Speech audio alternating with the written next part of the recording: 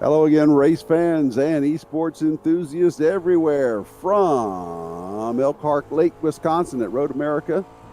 It's time for round one of the fourth season in the Atlanta Motorsports Park eSeries. It's the Atlanta Motorcar Club and Storage GT3 Cup this season. Again, tonight from Road America and Elkhart Lake in Wisconsin, it is a 40-minute jaunt for these 30 drivers on the 4.048 mile Road America course. And a little bit different format this season. We're running timed races strictly instead of the distance and times like we did last season. But what hasn't changed is my sidekick, the inimitable Will Rigdon. Will, tell us about tonight's race and this season's series.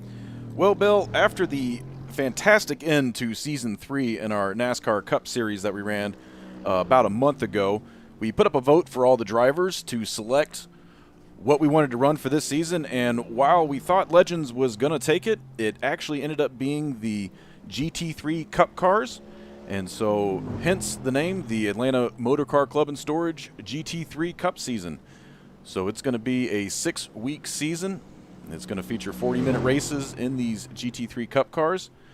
They're a good mix between the GTE cars and the GT4 cars.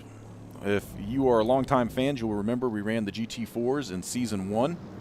A nice little upgrade here on these GT3 cars is they have anti-lock brakes, so that does allow for a little forgiveness if folks are coming in too hot in the turns. So that should help keep things tight. Another thing we are changing up this season is we are going to be doing no full course cautions. It's going to be standing yellows at the corners. So these races, unlike last season where we were plagued with a lot of yellow flags and a lot of downtime waiting on things to clean up, these races should be pretty short, they should be pretty tight, and the action should be intense. Another thing we have going for us this season is we had over 30 drivers came out for qualifying, so we should have a grid that's about twice as full as what we had for NASCAR. So this is going to be a lot of fun. It's going to be really exciting, Bill, and I can't wait to get things underway here at the conclusion of this 10-minute qualifying session. Well, you mentioned that the anti-lock brakes were forgiving, but they weren't forgiving enough for me as I went out on this Road America course earlier today in a McLaren just to kind of get a run around and see what these drivers were up against. This is a 14-turn course. Again, it's slightly over 4 miles around, and it has 2 or 3 really fast sections followed by some tricky turns. So we should see a lot of high-speed action, but then we'll also see those anti-lock brakes come into play as they have to get those cars woed down and get into those. We see our first set of times coming in here. As Bill said, this is a 4-mile course, so they have to run that out lap and then run another lap just to get their times in. So with a 2-minute lap time, it took almost 4.5 minutes into this 10-minute open qualifying session before we saw our first times laid down. And currently looks like Dion, who was the Season 1 champion, is currently on top, followed closely by last season's runner-up, Ryan Flannery. And in third place, Michael Day, who, as y'all remember, finished in third last season. So already off to a good start here in this opening round.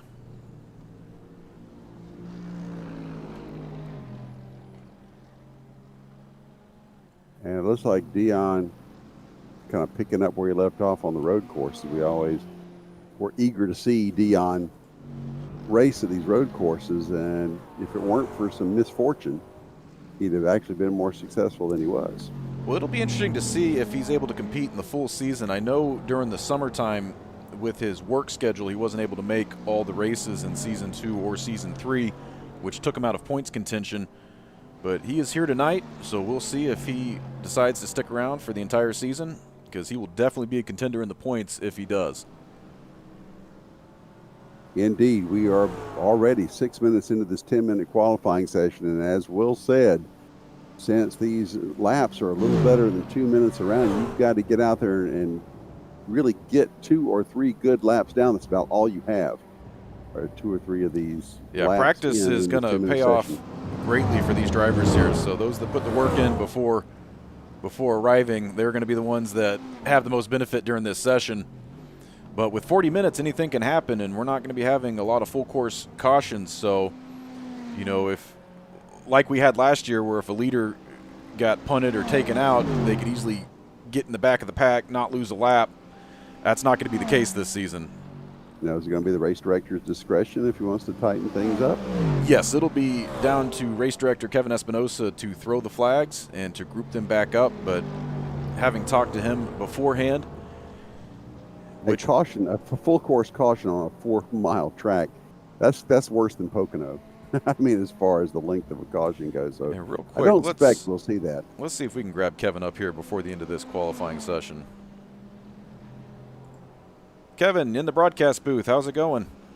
Going pretty well. How's it going? Hey, just talking a little bit about the format here. We kind of gave a brief overview of what's going on this season, and seeing as you've been chairing race director for the last the last 3 seasons and doing it again for this season, can you take us through a little bit of what we have in store this year? Yeah, so this year we've got currently we've got a 7-round series planned for GT3 International. It's pretty exciting. So, whereas last season or 2 seasons ago we had just a few countries that we visited as far as tracks go, this season it's pretty global. So we have everything from tracks, Japan, Spain, here in America, obviously, just all over the place. So it's pretty exciting as far as how the week to week will run. It's an hour-long practice for these guys to get warmed up, a 10-minute qualifying shootout just for them to go out, set their fastest lap that they possibly can, and then straight on to a 40-minute sprint race just to see really just test these guys' mettle.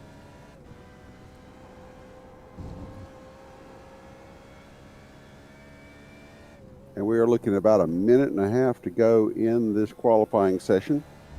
And we will be close to gridding it up at that time. Our leader, pole sitter so far, is Dion Fiallo. The Ryan Flannery has kind of closed it up a little bit. He was 0.3 off. Now he's more like 0.25 off of the pole speed back then. Don Squirick has shown up in third now, has closed in within a little less than a second of the pole speed. Then Zach Holden. Then comes Matt Carroll, and then Michael Day, your top 6 so far with about a minute left to go. So about the remainder of one more lap to go for each of these drivers, as they will be allowed to complete the lap that they're on. Then they can grid up, and we'll get underway with this 40-lap shootout here at Road America.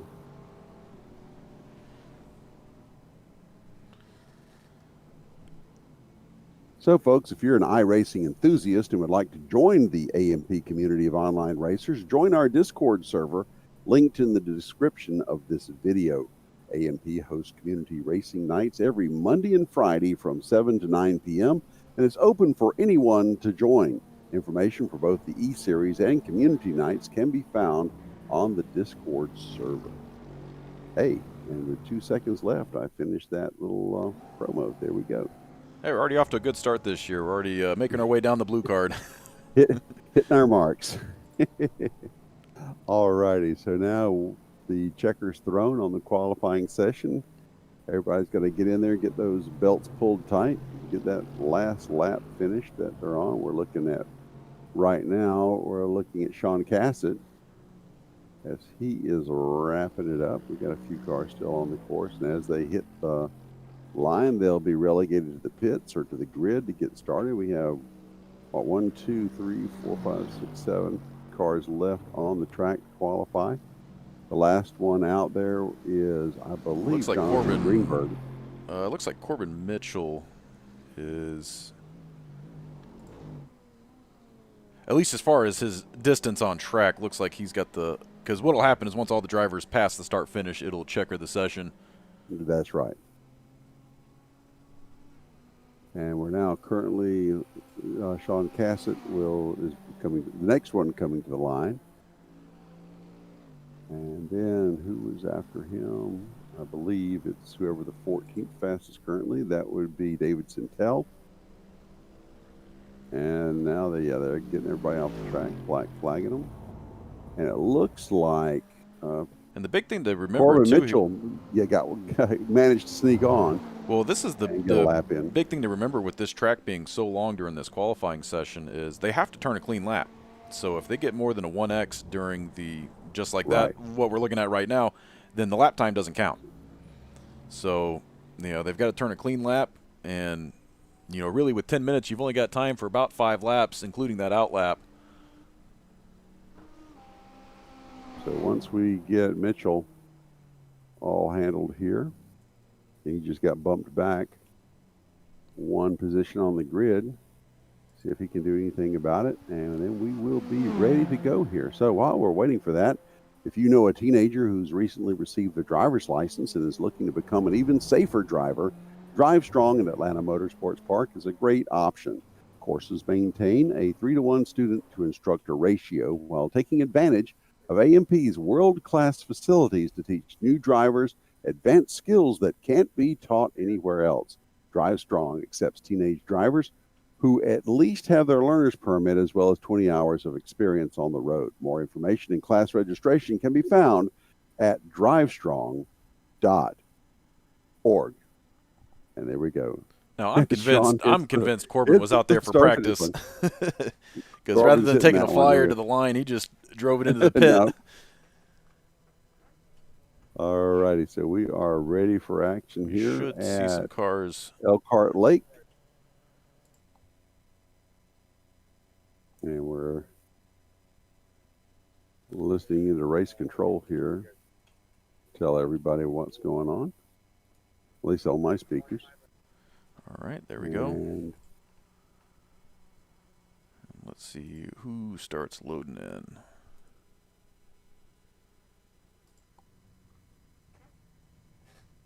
And the grid is starting to fill in. So your pole sitter is Dion Fiallo. Outside pole will be Ryan Flannery. Second row will be Don Squirick and Zach Holden. Third row, Matt Carroll, Michael Day. Fourth row will be Matt Laster and Michael Green. Fifth row, Michael Carpenter and Peter Hutchings.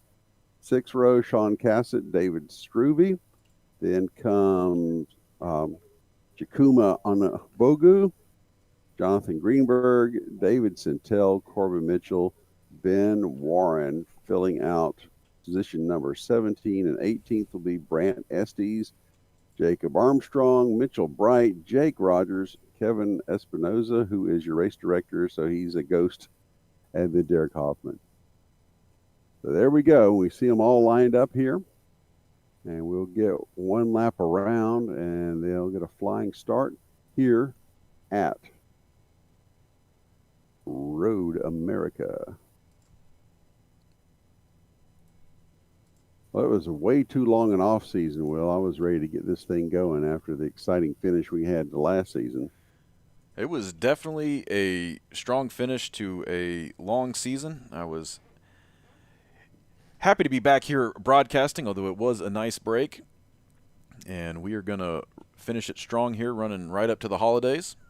So that'll be good timing. We are currently planning on taking a break at Thanksgiving, so if you are planning out your viewing schedule, you can breathe a sigh of relief. You can go hang out with family and eat some turkey. So it'll be a good 3 weeks on, then we'll have a week off for Thanksgiving, and then another 3 weeks on to the end of the season. Or you can tear up the bread for the stuffing the night before, since we're talking Wednesday night. Go out and find your bird. Yeah, so no excuse for not helping prepare for the Thanksgiving feast. You can't use. Well, I was watching the AMP eSeries. Nope, we're not going to do that. Well, we're a family company here, and we try and think about everybody. And just like how we don't race on Mother's Day, we try not to race during Thanksgiving. Not that there's anything wrong with racing during Thanksgiving. And it looks like we went straight to a standing start there. The race truck got out of the way, and here we go. Yep, they're taking the green flag. And Dion Fiallo will be your leader coming out. And Don Squirick will be second, followed by Ryan Flannery, Zach Holden, Michael Day. as the cars go ahead and get into single file formation fairly quickly. Not a whole lot of jam ups and confusion coming into turn 1, turn 2. So they go under the Sargento Bridge. Looks like Don Squarick is the one closing in now on Dion Fiallo. We got a 1-2 fight here going on as we get through the first few turns of the first lap here. And they've already opened up a substantial gap to third place to Zach Holden back in third. And it looks like we already have a little bit of action here back in the back. Jake Rogers. Let's take a look and see what happened. Yep, he got a little squirrely, then got into the grass, and that's the worst thing that can happen. Oh, and then he caught the tire barrier, managed to pull it away so he can get into the pits and get a fast repair and get back out there into the fray. No caution flags or lucky dogs to help him out this time. You hit the wall, that's your problem. You've got to go take care of it.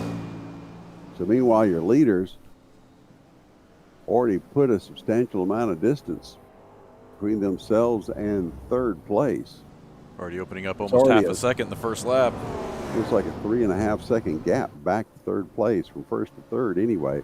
And whoa, it looks like, just as we say that, Squarick got a little squirrely, got into the grass a little bit and left a little bit of daylight now between himself and the leader, Dion Fiallo. And oh, there's trouble.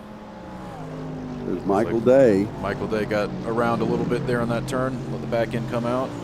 It's easy to get those inside wheels down on the grass when you're trying to nip the apex of that turn, and it'll get out from under you very quickly, as Michael Day found out. And I just noticed Ryan Flannery dropped almost to the back of the field, so I'm wondering if on the first lap he ended up doing, let me see here. Yep, looks like he did the very similar thing to Michael. I don't have further back. And that's not a good start for him because he's not going to get any help from the cautions. Nope, but it can happen to anybody. Yeah, because he's sitting there in third place, and oh, yeah, it looks like he got a little, got turned around. It looks like. It looks like Zach Holden potentially. Don't want to cast blame, but first race, I don't recognize all the cars just yet. So already we are only a lap in, and we've had some trouble back in the field. Actually, as far as second place, a little bit of trouble there anyway for Squarick, but he has fallen back now to about 1.5 seconds behind leader Dion Fiallo. Further back in the pack, looking at Ryan Flannery, looking to make up lost ground. And he's working his way. Got past a couple of competitors there, past Centel and Corbin Mitchell. And here he comes down through Kettle Bottoms.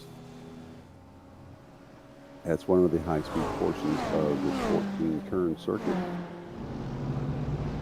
Now that anything like brake doesn't keep them from smoking the tires a little bit when they really get on the binders. And we have a familiar face in here with us this season. Season 2 winner Brant Estes took a break from us last season. Happy to see him back in here. He was a strong competitor in Season 1, was finally able to nab the championship in Season 2. So we'll be looking for him to make some moves and shake things up a little bit. And there he is. Looking to hold him down 10th place currently is Brant Estes. As he goes under the Briggs and Stratton sign there, and he is chasing down Michael Carpenter and Jonathan Greenberg, and there's a change of position there as Carpenter gets around Greenberg, as does Estes. Now he's looking to see if he can get around Carpenter himself. Pulls to the inside, and yep, actually gives way. That was good racecraft there for Carpenter to give way and lets Brant Estes by. Now he's got a sizable chunk, though. He's got over 2-second gap if he wants to reel in Matt Carroll. So he's got a little bit of work left ahead of him. But now that he's through traffic, you should start to see him pull away from that mid-pack.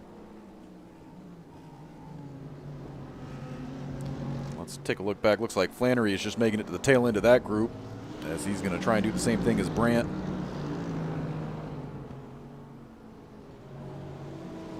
And while that's all been going on, it looks like our leader, Dion Fiello, has managed to open up almost a 2.5-second gap now over second place.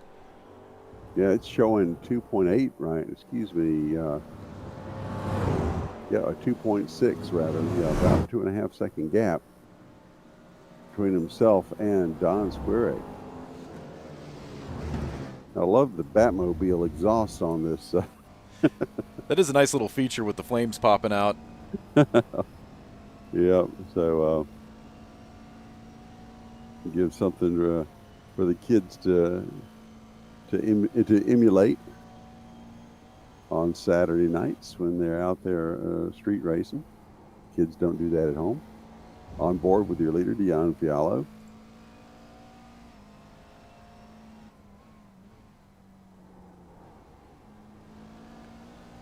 Taking it nice and smooth through the corners and hitting those high-speed sections of the track as he's passing under the Sargento Bridge, and got her up to, I don't have a speedometer on. Looks like about 160-ish. Yep. The viewers at home could see it. I'm not sure if it was showing you the dashboard on your screen, because you've got the HUD, not the. I'm seeing it in delay a little bit, but yep. So these cars will get up to around 160 or so in the high-speed sections, and boy, look at him, Squirek swinging it out, and he throwing that car through the corners in his effort to catch up with your leader. And he is all by himself right now, so if he just stays clean, he will easily secure himself a podium, along with Zach Holden, who doesn't have a lot of competition right now. Although it'll be interesting to see. Brant Estes is still clawing his way right now. Looks like he's managed to close that 2-second gap down to almost, well, he's right on the bumper now of Matt Carroll, so he's all but eliminated that 2.5-second gap. I would look at him, and once he can get around this pack, to make a strong run for the front. Because Carroll's peeking to the inside of Michael Green as well. So there should be some action up here, and there goes Brant Estes. Thought about getting inside Carroll. Not quite able to close the deal just yet. They'll get through the Estes here, and he'll regroup as they come out of 14 and down the main chute. Yet another high-speed portion. Now you're cresting the hill at your speed. You've got to trust there's nothing going on in front of you. And nobody crossways on the track as you crest that hill getting to the start-finish line. Now we're currently following Peter Hutchings in the RLR or Bruzy Esports Mercedes-Benz. He sent me a message before the race, wanted to make sure I got that out there. So if you're listening to the broadcast, Peter, I will hopefully remember to update the standings once we put all the team names in after we get the points from this race and we update the championship standings.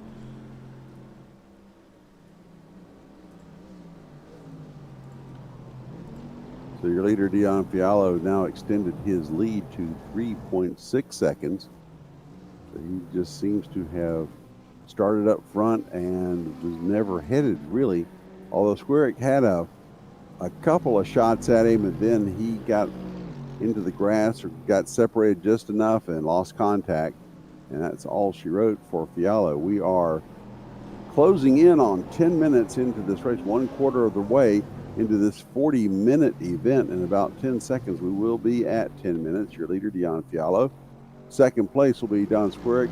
Third will be Zach Holden. Then Peter Hutchings, Matt Lassiter, Michael Green, Matt Carroll, Brant Estes, Ryan Flannery, and Jonathan Greenberg will close out your top 10 here at Road America. Bill, I think I already have a favorite or top runner for my favorite livery this year right now. Yeah. Okay. Who is? Oh. Yep. We don't have any political correctness issues here with the sponsors in the How do you like them, Bill? I'll take my eSeries. unfiltered Luckies. That's right, they're toasted. I go way back on that one. Or I'd rather fight than switch.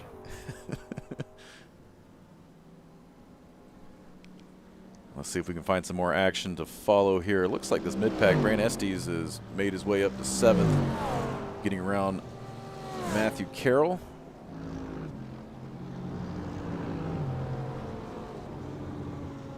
This is a beautiful facility here, too, at Road America.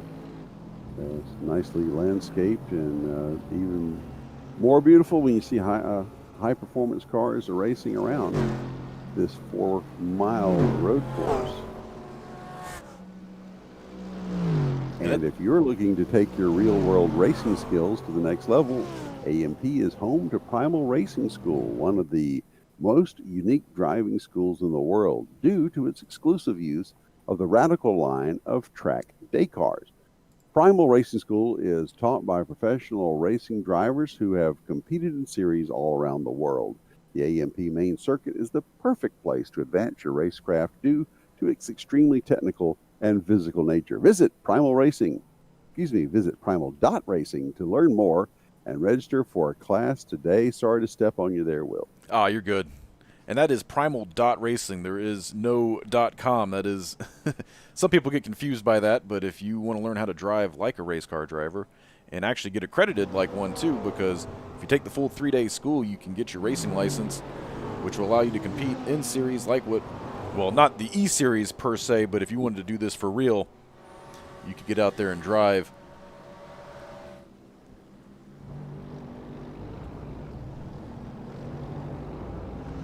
And it looks like Ryan Flannery right now is trying to make his way around Matthew Carroll. Looks like he's just able to do it on the inside there.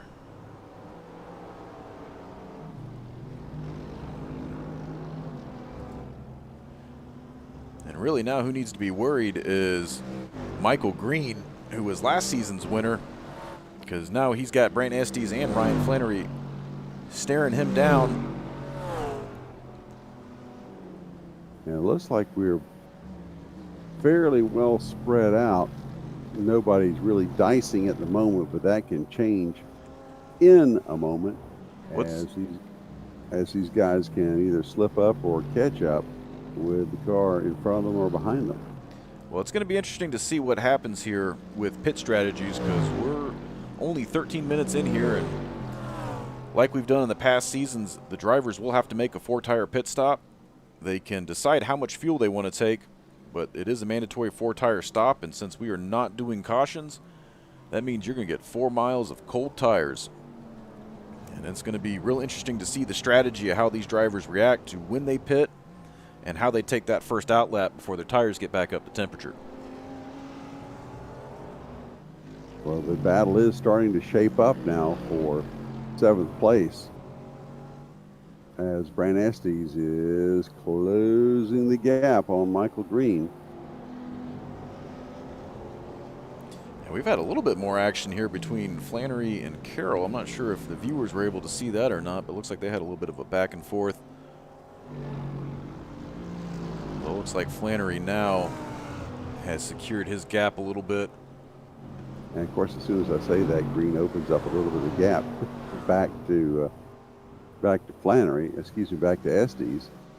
Well, that's what's beautiful about this track, Bill. It's so long, but has so few turns that if you make one mistake, so you got 4 miles and only 14 turns, and one little mistake and you go into a long straightaway, that's not a 1/10 of a second, that ends up being a 1/2 a second, because if you end up missing a beat, you're not on the accelerator at the right moment, you don't shift the car weight properly, I mean, you're losing time. And as you can see, our field is spread out pretty well.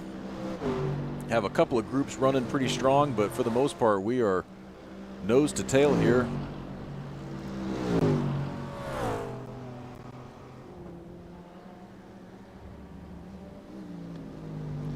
Well, Green is not able to make up any ground on Laster yet. So would you say that Laster is smoking him? Well, he's doing his best to keep him off his tail. So it looks like Brant Estes is closing the gap a little bit more on Michael Green. We actually have that battle we were looking for a lap ago. And here they go as they go under the Sargento Bridge. You can see Brant Estes looking inside, looking outside. Now he looks to the inside, gets a fender alongside, gets completely alongside as they get through the corner, and looks like Green got a little bit Force him to go wide. Wrap it in there. Maybe he got wide, got onto the rumble strip there, and Estes is able to take over the 7th position. But he can't wait. He can't lick his wounds here because Flannery is right on his tail looking to put him down another position. That is right.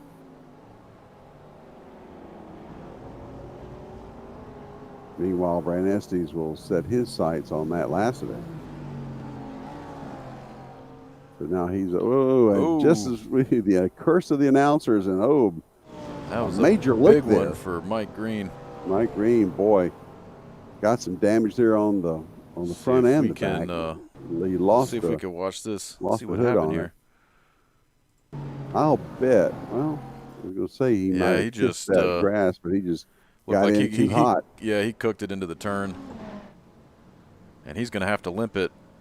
Let's see, where was he at on the track, actually? Because that is going to be quite the crawl back to pit road. Oh, yeah, he still has 2 miles to go. That is going to be, well, looks like he's going to do his best here, but that is really going to eat into his ability to have a clean finish here. Looks like he's having some trouble handling it, too, as he's trying to stay down to the inside, but there's no apron here. He's just trying to stay as far to the side as possible.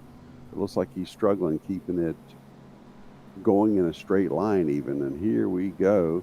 Looks like as there goes Dion around, putting Schuma down a lap. Schuma down, yep.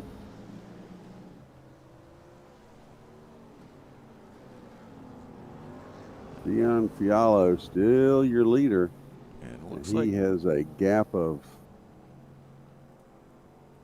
golly, about an interval of, what, 7 seconds or so? Yeah, and Green now making it on the pit road.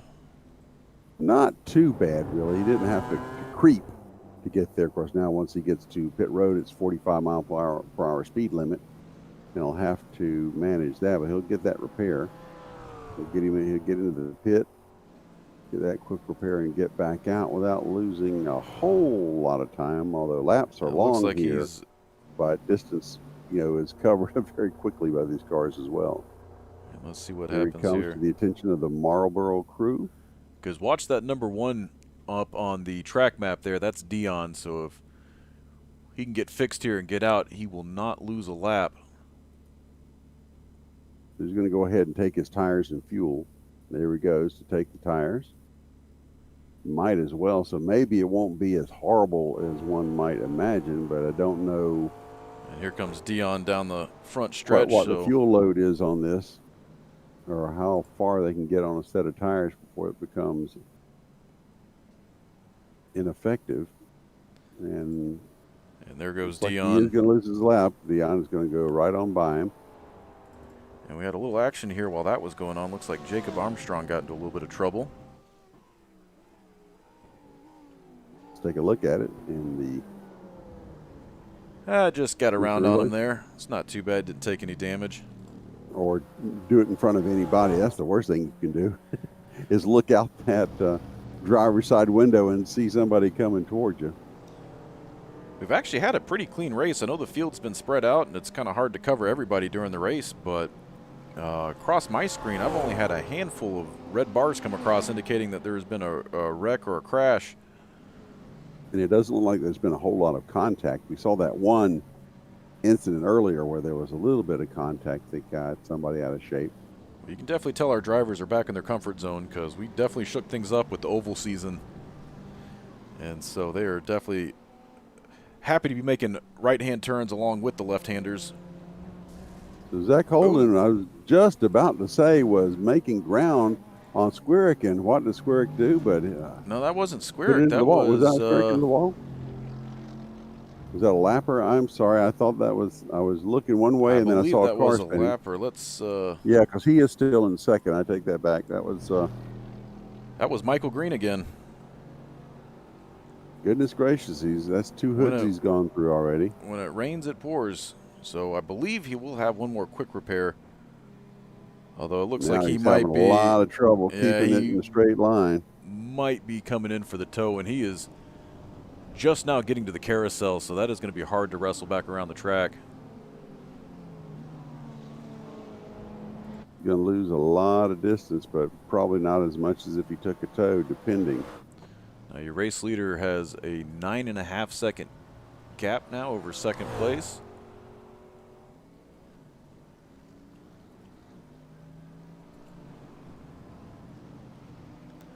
And it looks like Flannery just made his pit stop. Scrolling through my notes here to see if anybody else is making their way, because we should start seeing those mid-race pit stops here. Greenberg is leaving the pit. I just saw that. It looks like Carroll just entered. Carroll is in. So this will be the point, and we are better than halfway through now, 21 and a half minutes into the 40-minute event here. We've been it's going to be interesting. Tracking everyone's progress so so intently, we lost track of how much time we'd elapsed. The cold tire outlap is what's going to be interesting here, because in a sprint race, typically you don't need a set of tires. But with us trying to keep things interesting and force the drivers to have to pit since we're not having any full course cautions, that's why they kept the rule in for this season. But it'll be interesting to see here, because these cars don't need the set of tires, but we're requiring them to take it. And that's just going to throw that extra level of, you're going to have one lap where the car's a little bit more squirrely, and if it's going to be a tight battle for whatever position you're in, it'll definitely shake things up. And whether the drivers decide to get that one lap out of the way early or wait until the end to see how things have shaken out so far. There's Brant Estes now in fourth place. He's gotten around Matt Lassiter and looking to do more, looking to he's got a run little bit down of Zach Holden. He's got a little bit of a gap now here. That looks like almost 6 seconds. Looking like Lassiter having a little bit of trouble coming out of the corner behind him.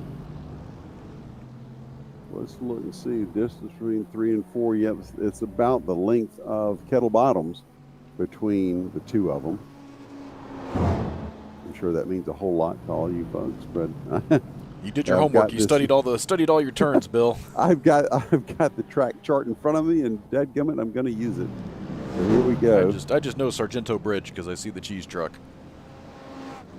And you would. Here's your third place runner now, Zach Holden. Looking to hold on. We'll try to keep an eye on what the interval is between Holden and Estes. And Will, has neither of them have pitted, right? No. And your sixth place driver, Peter Hutchings, is now making his way down pit road. And it looks like Michael Carpenter came in just ahead of him as well. Yeah, he's just finishing up and getting out. He's on his out lap. Putting those cold tires to the test.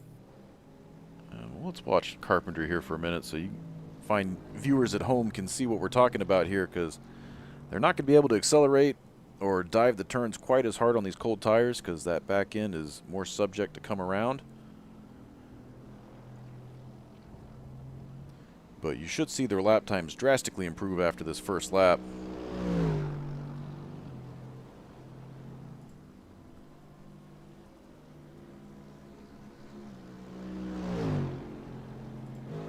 And not seeing anyone else pitting just yet, especially among your top five. Again, Fiala Square, Holden, and Estes. Matt Lassiter, he may need to, like he was losing some time, especially after he lost that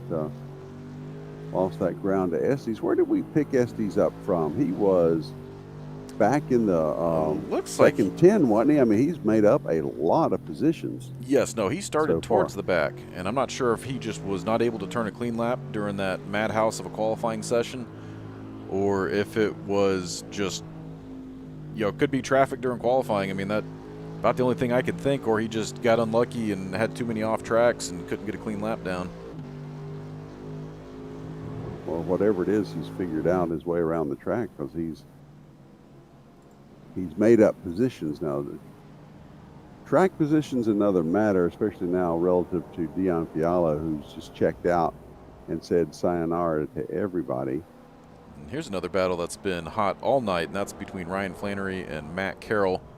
And speaking of which, Estes and Lassiter both are on pit lane now, coming down pit road. The two we had just mentioned. So we'll see if if Estes can take advantage of the fresher tires, or see how long Fialo decides to stay out on the ones he started in. Although with a 12-second gap, he may very well keep the lead. No, he won't keep the lead in the pits, but he'll come awfully close. I'm trying to look back at my notes to see when. So it looks like Flannery pitted a couple laps before Corbin did. And I believe that's what allowed Corbin to get back in front of Flannery. But as we just saw, Flannery overtook him for the 9th position. And there he goes.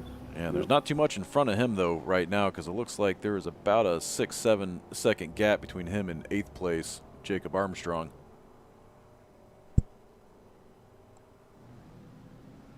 And he is using up every bit of the course, too, as he goes through those corners. See him doing a little bit of landscaping on the grass, and as long as he can keep it under control, nothing wrong with that. So that's David Struve in the pits. And I believe everybody, let me check, because I'm not, did Matt Lassiter come in? I believe. Yes, I believe he did. He came in with the Brant. They came in one behind the other. So then everybody ahead, everybody except for Dion and Don, who it looks like they are both now coming into the pits. Yep, here's your leader coming on to pit road. And Don Squirk is as well. So let's take a look and see what the leader, Dion Fialo, is able to do and here. Zach Holden as well. So your top so three are your top three.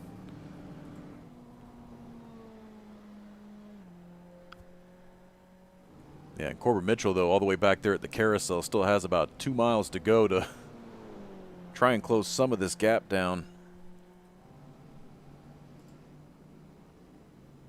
These stops take a little bit of time.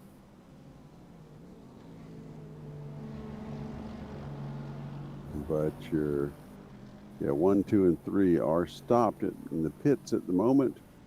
And we're looking at your 4th place car, Corbin Mitchell, or at least watching him on the interval. Yeah, they must be making some adjustments there. Make up. And there goes Dion. There goes Fialo.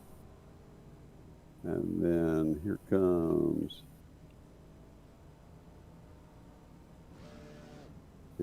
Corbin Mitchell. Now, is he on the same lap, or is he a lap back? That's what I'm gonna, because it wouldn't make sense for him to pass these guys who've been 1, 2, 3 the whole race. No, so Corbin far. hadn't. Corbin had not pit yet, so that would explain. Oh, that was okay. That was the one we were. Okay. So yeah, because I did not see on my notes where he had pit, although I had seen, unless he came in again for some reason, because I could have sworn I saw earlier that he had.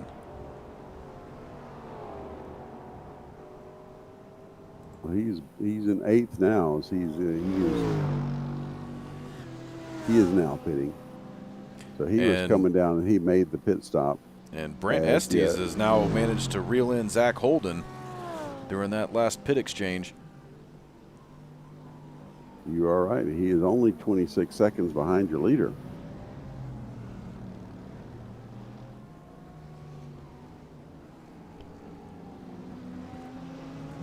And we've got about 10 minutes to go in this race. So do you think in 10 minutes he can well, let's see what the gap is between the two of them. Well, actually, he's going to have to take dispatch with Squirk first.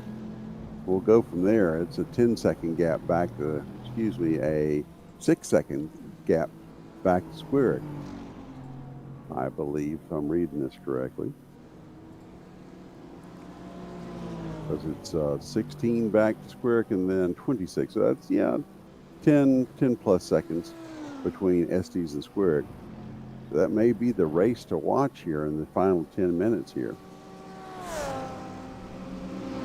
Let's see here. Actually, I'm trying to find the stat here to see what the current lap time is, or the difference in lap times. Of course, now Squirk is going to be on fresher tires, maybe laps fresher tires, but will still be a lap fresher. Well, we'll see when they come across the line here. We'll see where they're at. Because I'm curious to see what times Don is turning versus what Brant is turning. Yep. Now, he's about a second slower there, so that's not going to help.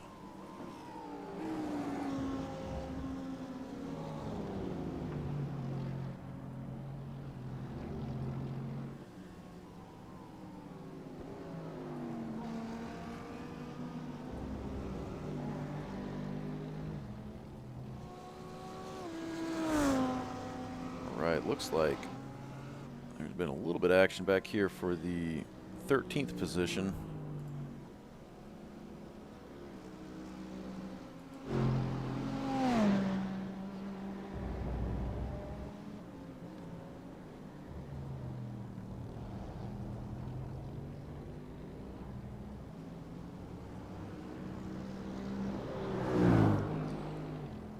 Following along with Jonathan Greenberg. He is a fresh face and a new name this season. Need to do a little bit of research, find out where we picked him up from. We get a lot of friend referrals from current drivers. We do our own little bit of marketing to try and find folks to join the league. We pander to all you viewers at home every week, trying to get you to join up. You know, anybody that wants to come drive with us, we will happily take you. Now that is, of course, you have to be able to get out on track and drive accordingly. We're not gonna allow any wrecking balls out there.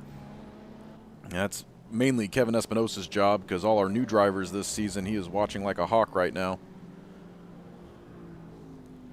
He's pretty good at that too. He keeps these guys in line, and we've seen the quality of racing improve race to race and season to season under his watchful eye. Well, that's one of the biggest things that can ruin any sort of, online racing group is, if you get a couple of bad apples in there that are constantly wrecking folks, but hey, they happen to be friends with somebody who's an admin in the group, and that just causes all sorts of division, and, all good things eventually come to an end. And unfortunately with online racing, that is one of the biggest causes of them is, if you don't keep very strict control over the group and enforce the rules, then people will just, they end up rage quitting, and there goes half your crowd. And yep. So that was part of our goals when we started here. That's why we haven't necessarily had the highest driver counts starting out, because we're trying to keep good control over it. But most of the people that race with us here, they are members of the AMP community. We know them locally. There's not too many folks racing with us that are from around the world, although we do have a couple of them sprinkled in here. And as the season goes on, I will promise to do some more research and learn more about them, so we can report back with you. It's always fun these first couple races of the season, seeing all the new names and the new drivers come up. Trying to figure out who's going to give Dion a run for his money this season.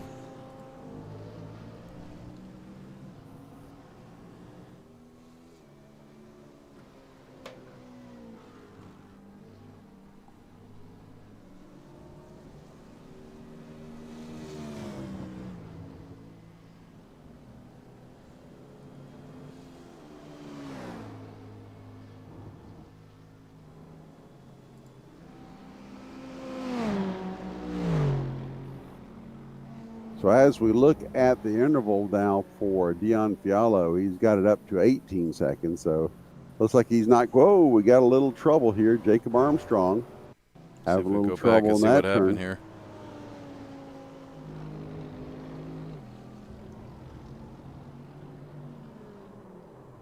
Yep, just trail braked it a little bit too much, and that back end came around.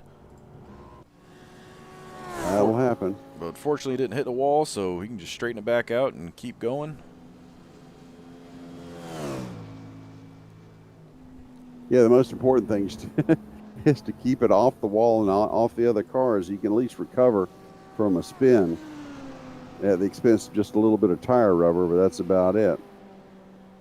And I'm looking around the track right now, Bill, and it looks like our battle for position 4, it looks like our battle for position 13 are our two hottest battles right now. We've been following Brant a lot, so let's take a look here at Jonathan Greenberg, and as he tries to fend off David Sentinel.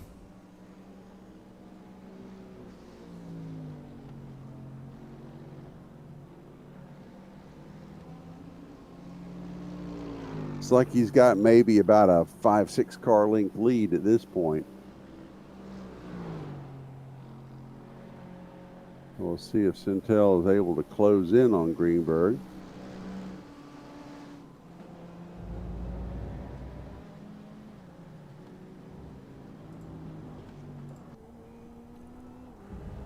And on board with Centel, seeing what he's seeing is he's trying to run down Greenberg.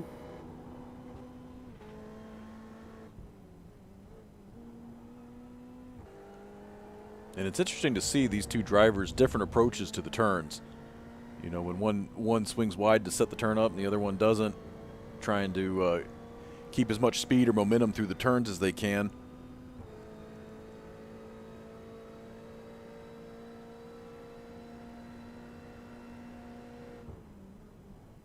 Because all the way down to the second gear to get through that first corner, and then back on the throttle and up through the gearbox. Yeah, one of the comparisons I meant to make earlier when I was talking about the GT4 cars from Season 1 is that these GT3 cars, much like the GT4, are very much relying on momentum through the turns because they don't have the same raw acceleration like you have in the GTE classes. So you'll see, you know, it's kind of like running Miatas but on steroids. Ah, there we go.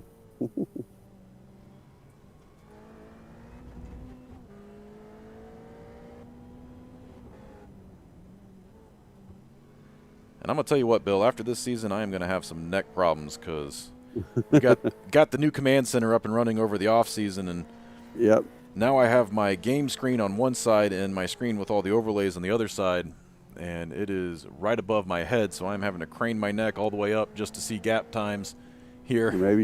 Maybe you should stand.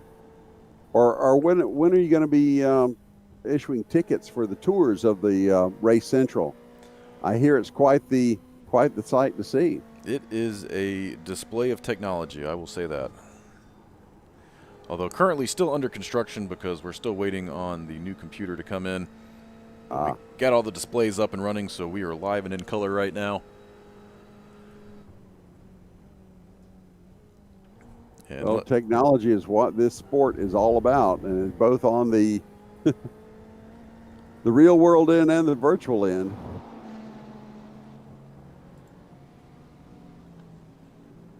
So it looks like I was going to say Greenberg was pulling away, and then he gets off into the grass and lets him by. And while it looks like Brant has opened up a little bit of a gap between him and Zach Holden, Flannery has managed to catch back up to this pack here. Now we have about to have a group here for the 4th, 5th, and 6th positions. 1 minute to go, by the way. 1 minute to go. So shoot! I'm not even watching the clock here. Let's see where Fiallo is on the track with a minute to go, and he's on his last lap. This is the last lap as leader Dion Fiallo should be past the 40-minute mark the next time by. I know we get so engrossed in these battles within the battles and have a leader that checked out like Dion did. So now we're looking at Estes, see if he's going to be able to do anything. He's got third. Yeah, he's got a 4-second. Yeah, no, he's got 11 seconds to make up. I don't think that's going to happen. But this will be the interesting one here to see if Matt Lassiter is able to take on Zach Holden or if Zach can hold him off here. And then you've got the wild card with Ryan Flannery here in the back.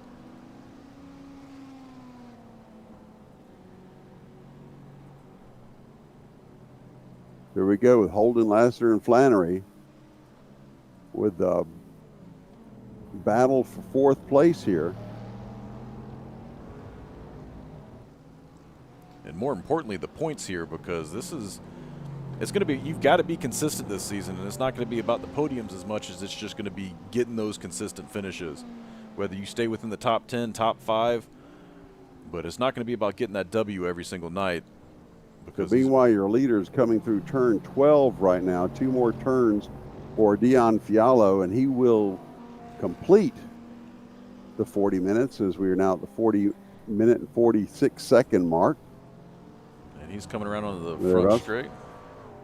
And here comes your leader down the front stretch, and he will, unless I completely miscalled this, take the checkered flag. Yeah, I think the flagman missed it, but the race is saying it's checkered. Okay, so yeah, let's see how that battle for 4 through 6 turns out. And it looks like Flannery is right up on the bumper of Lassiter. Looks to the inside, nothing doing there, but he's going to rub the lucky strike right off the rear panel as they come to the finish line, and they'll wrap it up there just like that. It'll be Holden, Lassiter, and Flannery. Fortunately, the Luckies are unfiltered, so he doesn't have to worry about Ryan blocking any of his airflow there. We're going to have to come up with better cigarette jokes as the season goes on here, I believe. So there you go. There's your top 6, now top 7 crossing the line. And Hutchings now just crossing the line. So your winner, again, Dion Fiallo. Don Squirk will be in second. Brant Estes making a charge through the field, winding up with a podium finish in third. And then come Zach Holden, Matt Lassiter, Ryan Flannery, and Matt Carroll, followed by Peter Hutchings and David Struve. And then Sean Cassett will come by to complete the top 10. As soon as there he is, he takes the flag. And so a relatively uneventful first race of this 4th season. Yeah, that was some pretty good action there, Bill. Sorry, I'm looking through the channel trying to see what I'm going to drag up for the post-race interviews. Well, while we're doing that, we'll talk about Motorworks Porsche.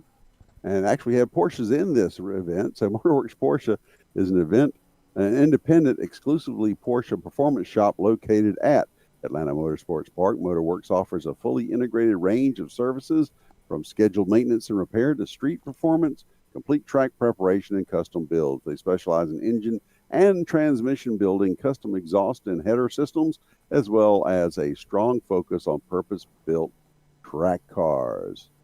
Excellent. So we've got Dion with us up in the booth. Dion, you with us? Hello. Congratulations. Was there any problems at all for you during the last 40 minutes? You took the green flag and checked out. Yeah, it went to plan. Everybody kind of knew that those that first green flag lap and then on the out lap after the pit stop were going to be pretty scary on the cold tires. So just had to keep it in check there, and that was all good. Excellent. It looks like you had a little bit of challenge from Don Squirek there early on, but he had a little difficulty, and when he broke contact, you were able to just take off and say goodbye to everybody. Yeah, the test sessions were in cooler conditions, and I think the heat kind of caught everybody out, and I think he suffered a little bit of tire wear on his front tires and couldn't quite keep the pace. And so you were able to manage your tires. Well, obviously you were able to manage them sufficiently. Were you doing anything special or just? It's just the nature of this car. You drive it a lot on the throttle, so I was using my rears to turn rather than my fronts. Sorry, I was calling out Brant, trying to get him to come in here as well. Well, then a good start. Are you going to be? Are we going to be seeing you for all the races? So This next week, I'm gonna have to take a bye. I'll be driving down to Sebring for the 12 hours. But after every other race, I'll be trying to make it Those darn real world cars get in the way, don't they? every now and then. And thank goodness they do. Yep. Well, good. That sounds like that will be a good time down there at the old airport road course. Thank you, Dion. Congratulations to you, and we'll see you in a couple weeks at round 3. Thank you very much. Thank you for having me. All right, let's see if we can get someone else. It looks like Brant answered the call. I just paged him and said, "Get on." All right, looks like you we've guys got. hear me? Yeah, hey Brant. Hey, in the broadcast booth. How's it going? I'm doing well. How about you? Doing all right. That was a fantastic display of driving, and Bill, I will let you take this one away. Yeah, quite the charge through the field. You didn't get off to the best of starts, but you certainly showed them a thing or two in improving positions and earning a podium when it was all said and done. Well, thank you. Yeah, I had a little bit of connection trouble there during qualifying. It dropped me, so I did manage to get one lap. That's what we were speculating whether or not you would were having issues or if you trouble turning a clean lap. Yeah, it was for some reason the internet dropped out. It does that about once every 3 weeks at about the most inopportune time. Well, sure. There's some guy on a switch waiting for that. Yeah, that was a good race. It was fun. It seemed to be pretty clean, at least from what I could see. Like everybody raced, very fair. And I'll take that. I'll take that finish from where I started for sure. Well, what was your scariest moment as you were charging up to the field like that? To be honest with you, it was just kind of my own mistake going through. I guess it's Canada Corner, 12 or 13 there, kind of on the back stretch. It leads on to the back stretch. I managed to get my left side tires off in the grass and kind of had to collect it. That is not something you want to do. Get back on the track. Well, it looks like you salvaged that all right. Would you have had anything for our top 2 had you had a better qualifying run? I didn't get to practice with those guys much. I don't think I could have kept up with Dion just based on what he qualified at. I know, kind of my best laps were around 206 flat, maybe a high 205.9. I'm not sure about Eric. I think we might have had a good run. It's kind of hard to tell there at the end. I was kind of looking at the gap to him once I got up to third. He was kind of staying pretty consistent, but I don't know how hard he was driving, and I was kind of at that point just trying to survive the last 5 minutes. So maybe next week we'll get a shot at him. Well, we did get a lot of entertainment out of your charge through the field, and congratulations again on your 3rd place finish, Brant Estes. And we look forward to seeing what you can do next week. All right, I look forward to it too. Appreciate it, guys. We're running at Catalunya for those unaware at home. I better get my passport dusted off then, I guess. All right, let's see if we can get... So that was 3rd place, Brant Estes. Let's see if we can get one more person in here before we wrap this dog and pony show up. Let's see if Don is... Yeah, Don's in the chat here, and Don is new, so let's... Hopefully, I have not interacted too much with him, so hopefully he is not as salty as some of our other members in his use of language, because it is... The first time getting dragged up to the broadcast booth can always be a startling experience for some people. Don in the broadcast booth with Bill and Will. How's it going? Hey, pretty good. How about you?